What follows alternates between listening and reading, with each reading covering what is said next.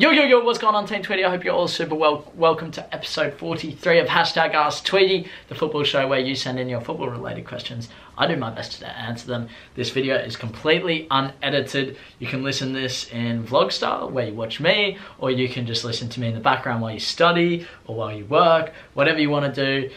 This is a great little series where basically you send in your questions and I answer them. So every episode we do 3 questions if you guys are new to this, and this one, it kind of has a theme to it. I've picked 4 questions, 2 of them are very similar. So we're going to start off with the similar questions. How to come back from a long-term injury. That comes in from Schmidt.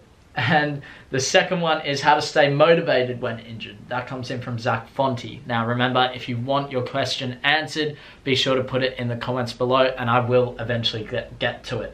We have a fair few, but be sure to send them in. The first question, how to come back from a long-term... Actually, let's do the process. So how to stay motivated when injured. One of the biggest things is write a list of benefits. I did 100 benefits of being injured, and what that allowed me to do was have the perception in my mind that it wasn't the end of the world that I was injured. I didn't think that, you know, football was the be-all and end-all of life, which is a good thing. So when you really mark out the benefits, you start to look at, okay, this is the situation I'm in, rather than going, oh, I wish I wasn't injured, I wish I was doing this, I wish I was doing that, I wish I could kick a ball. You just understand the position that you're in. So that's the first thing I'd do. If you're injured, write down the benefits of being injured, and that will begin the process of being motivated. From there, you need to find the things you can do. Maybe if it's your leg, you can do a core workout. You can do some push-ups, one-legged. You can 100% do game analysis stuff. Remember, if you want to purchase a game analysis, link will be in the description, I believe. For that, up right now is attacking midfield and winger. And I take you through how you can analyze your own games, which is absolutely massive. If you can't analyze your own games, you need to look at professional games and look at the different things they're doing, make a little clip of it. And from there, it's just analyzing. So remember the things you can do, analyzing, and look, that's about it.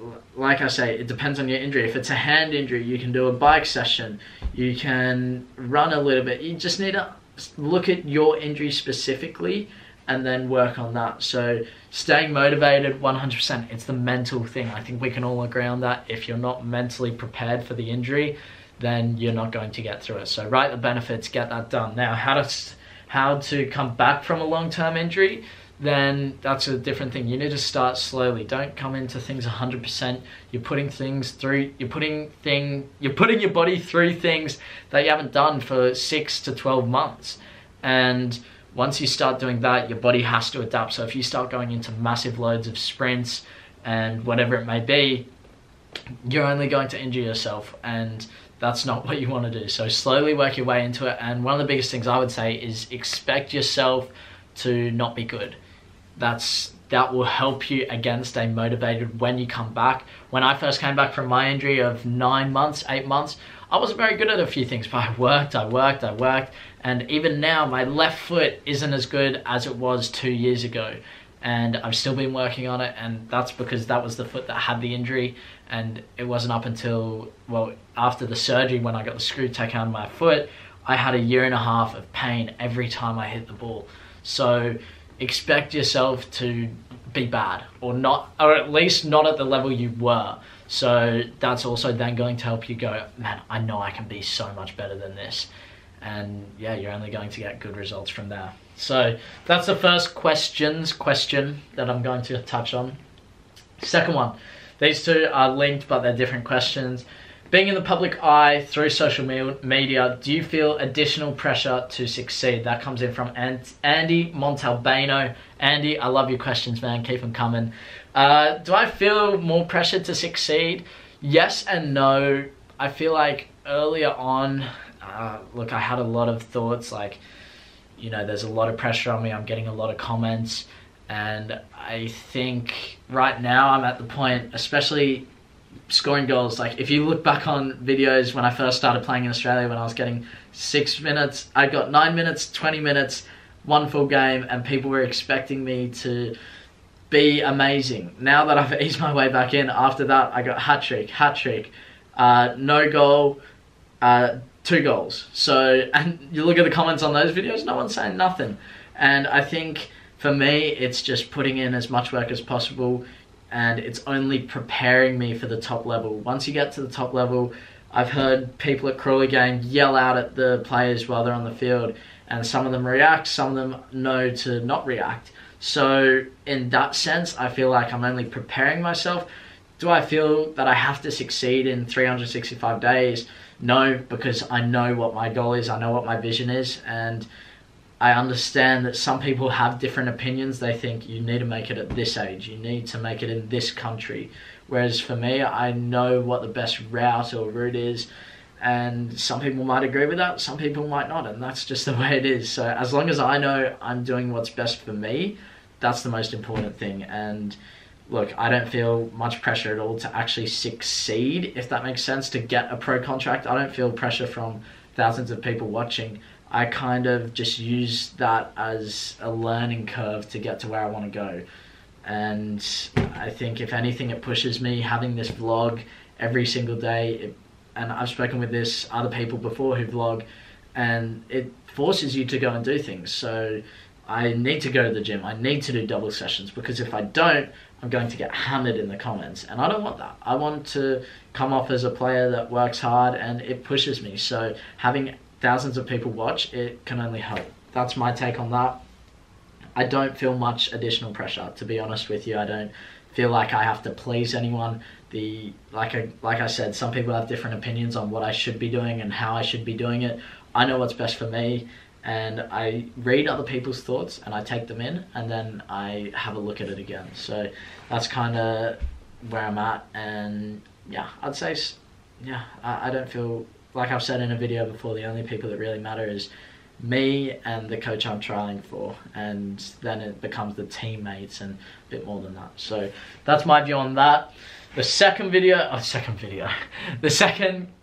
third, far out, I'm messing this up. The third question comes in from XP Quasimodo. I think that's how you say it.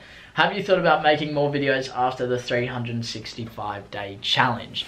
100%. I think it would be insane for me to stop. I'm not only inspiring myself, but inspiring so many other people in the football world. And I make these videos to document my journey, and to think that I can inspire people is crazy. I never had the intention to inspire people.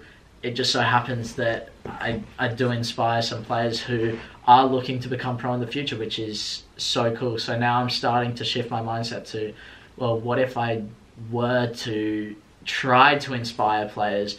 What could I create? Like, how can I then, look, only more players are going to be doing what they love, and that's just so sick. Like, my passion in life is, you know, you need to be doing what you love for the rest of your life, and if more people can do football, then all the better. So after the 365-day challenge, let's put it like this.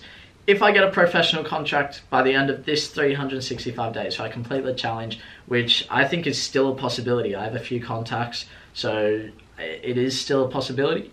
How likely is it? Just as likely as any other year getting a pro contract. And if I do get a pro contract, then it will become another challenge inside of that. Eventually, I want to get to 365-day challenge to playing for the national team. But obviously that's a big hurdle from getting your first pro contract to national team.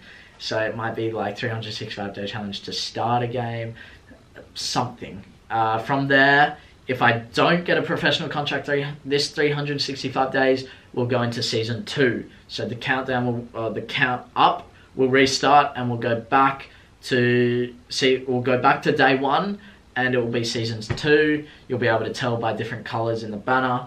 And yeah, it's kind of just how I want to do it. And like I say, you never know what can happen in football. Tomorrow I could get a phone call from an agent or someone that I know, or a contact of mine that says, okay, we want you to sign. And that could be off the back of my performances for Wakehurst. That could be off the back of me knowing people. I just don't know.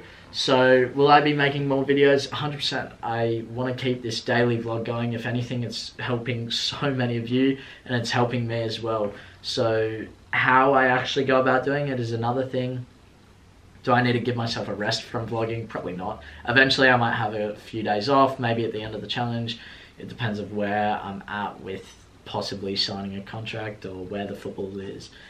So we'll think about it, but yeah, I will continue to make videos no matter what, whether the 365-day challenge is completed or if it continues. And one of the big thing is people say, Sean, when you become a pro, will you continue vlogging? Yeah, 100%. I want to work out something with the club where I am able to continue this, because like I said, it's helping me, it's helping you guys. And you know, some clubs might say, look, this is what you can't film. I'd have to sit down with the people and say, what can I film, what can't I film, and go from there. I know Matt was able to get his training sessions filmed, and he was able to film inside the dressing room.